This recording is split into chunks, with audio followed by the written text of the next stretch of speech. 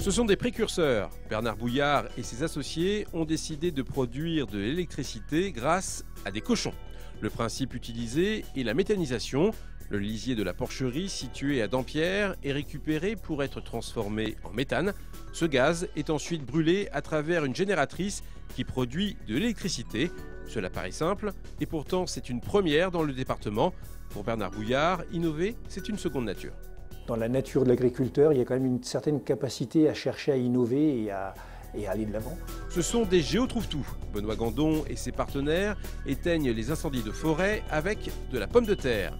Pendant 5 ans, la féculerie de Simon a mis au point un gel anti-incendie à base de fécule de pommes de terre, un produit 100% naturel et une invention qui a aussi un objectif commercial.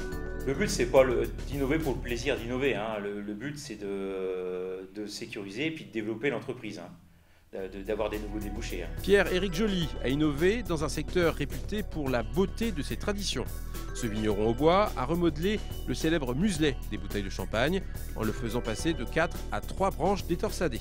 Résultat, une économie de fil de 41%. L'idée du muselet Y, c'est le nom de l'invention, est venue à Pierre-Éric Joly un dimanche après-midi, un peu comme une révélation. J'étais chez moi, j'ai regardé une bouteille, ce que je pouvais en faire, comment on pouvait optimiser quelque chose. Et je suis tombé sur le muselet qui n'avait pas été travaillé depuis une centaine d'années. Drôle d'endroit pour une rencontre. Damien Vibert vend des paniers fraîcheurs dans le hall de la gare de Troyes. Le procédé est simple. Chaque semaine, à heure fixe, le maraîcher propose des paniers de fruits et légumes de saison commandés au préalable sur Internet. L'objectif, trouver une nouvelle clientèle. Petit à petit, je me suis dit, faut lancer. Donc j'ai tout d'abord créé mon site Internet donc pour pouvoir avoir un outil pour commercialiser les légumes.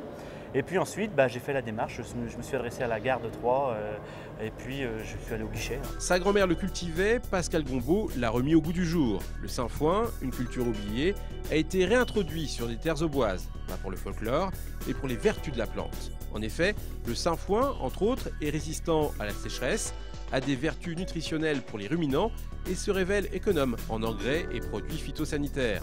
Le but de cette opération pilotée par une entreprise, Multifolia, créer une filière de l'agriculteur à l'éleveur avec l'aide de nombreux partenaires. Actuellement, des granulés de sainfoin sont consommés en essai par des élevages en AOC Chaours.